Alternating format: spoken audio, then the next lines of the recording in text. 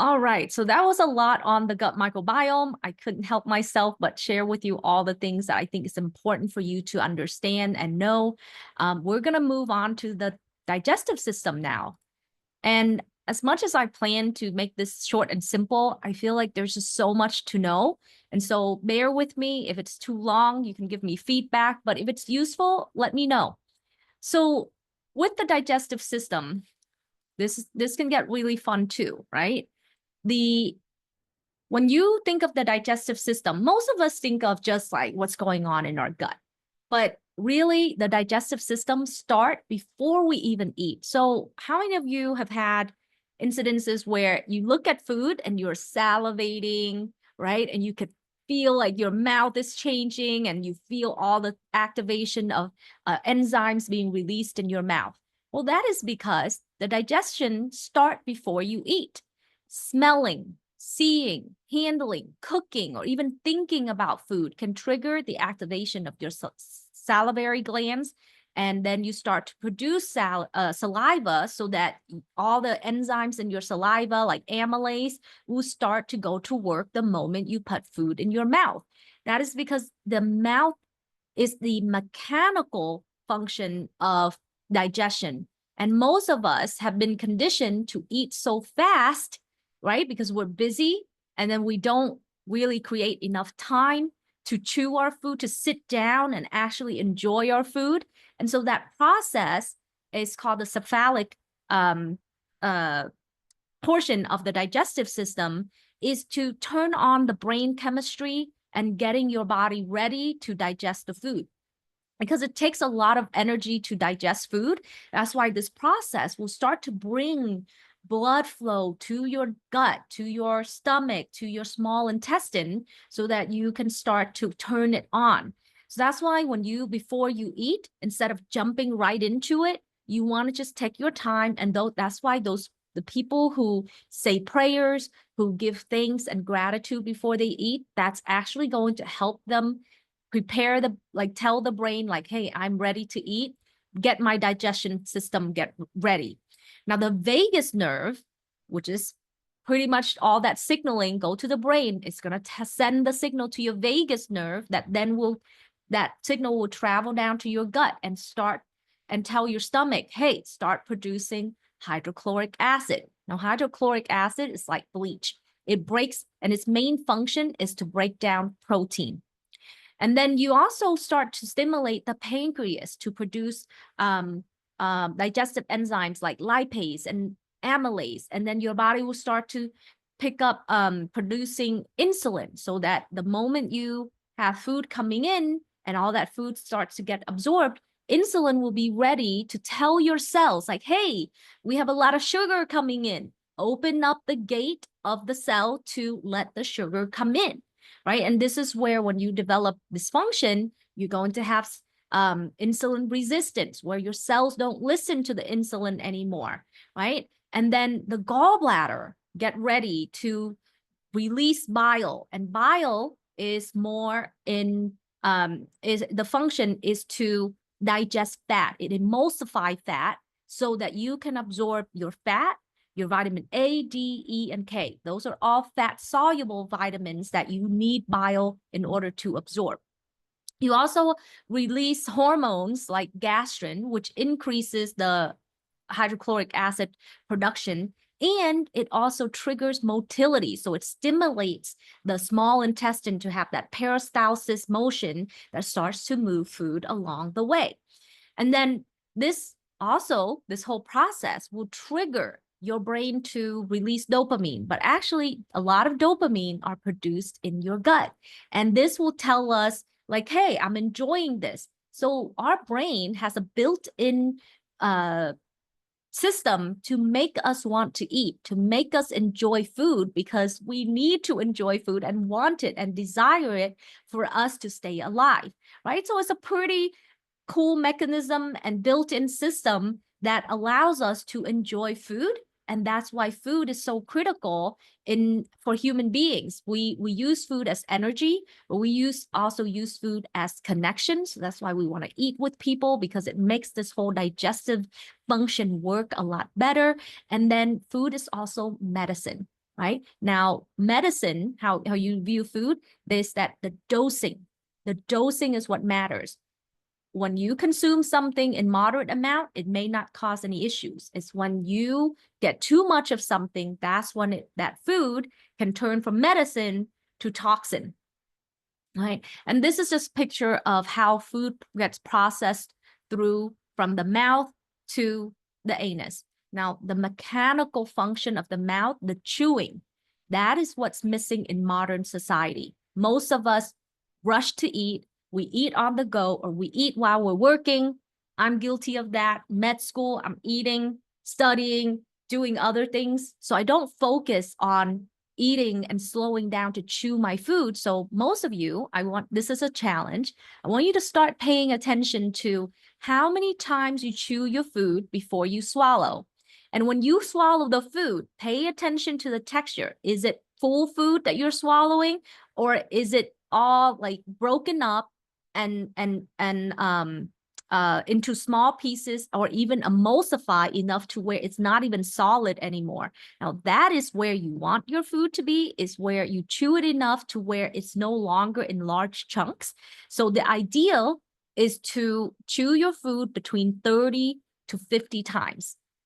Some people, if you have digestive issues, you want to chew more like 50 times. If your digestive function is really good, you can chew 30 times. But in general, people who chew their food actually have better gut health. They have better metabolism because they don't, the swallowing of the food when it's already broken down is a lot easier than on your stomach, and it doesn't cause a lot of dysfunction, because when you swallow whole food, you cause a lot of stress. So the food has to stay in your stomach longer in order for it to break down.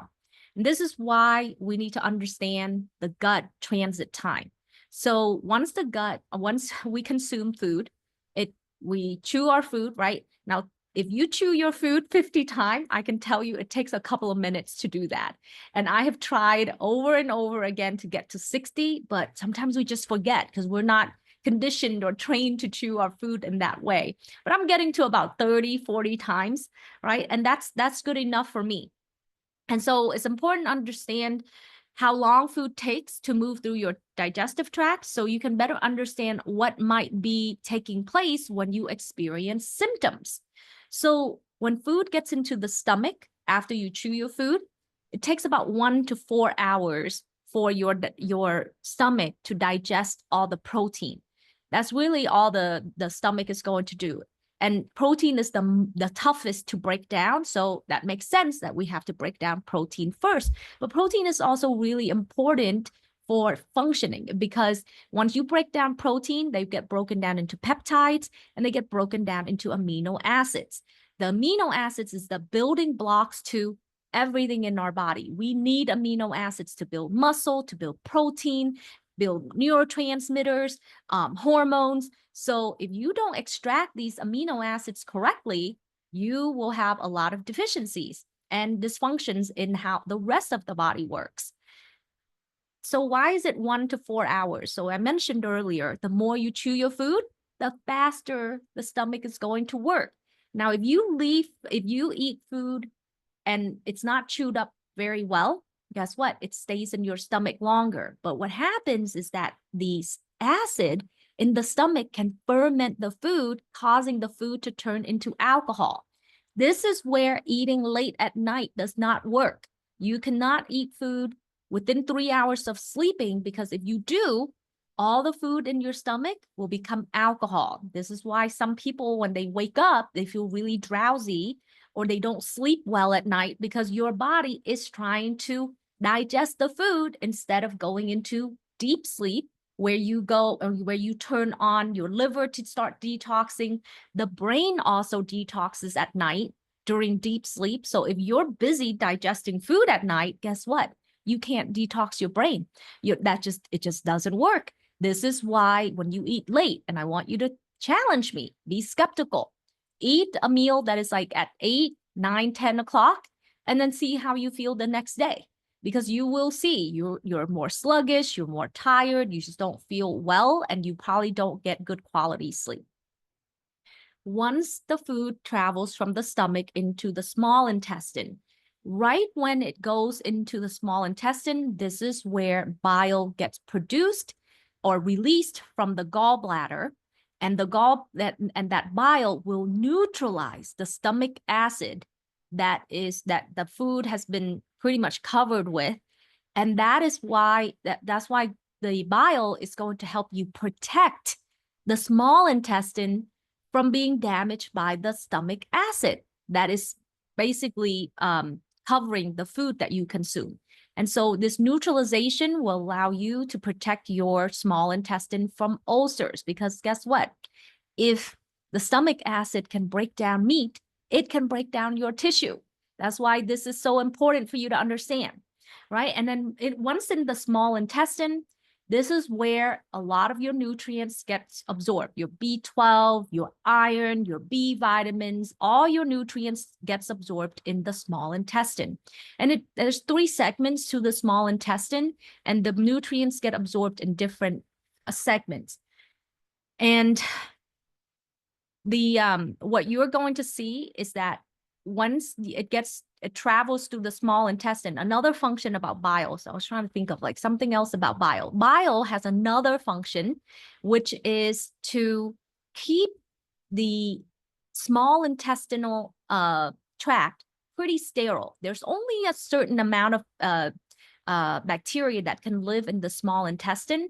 Most of them are beneficial bacteria like Lactobacillus reuteri. This is a really critical bacteria, but we are seeing a huge decline in these guys in modern human beings. Now, L. reuteri also help you manage weight, keep us from having inflammation. It help us sleep well, and it helps our skin stay healthy. So the small intestine really should only have X amount of bacteria. But when you don't have functional bile, guess what?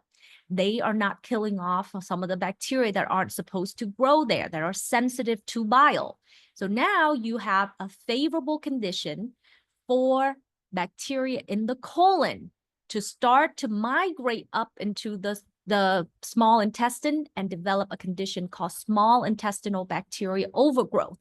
This is where when you have bloating about an hour to 3 hours after eating, most of the time is because the bacteria in the small intestine is fermenting the food that you just ate. And because it's the small intestine is about 20 feet long, you're going to have a lot of distension from the gases that they produce. So these are toxic gas, right? And some of them are not, but a lot of them are toxic to us. But in general, gas will start to distend you, and you're going to look like you're a couple of months pregnant. Now, the people who have that experience where they're like, oh, I look pregnant, men and women, that is where you need to be concerned that there's bacteria overgrowth. Now, 30% of the time, if you have bacteria overgrowth in the small intestine, you are also likely to have fungal overgrowth, which is yeast.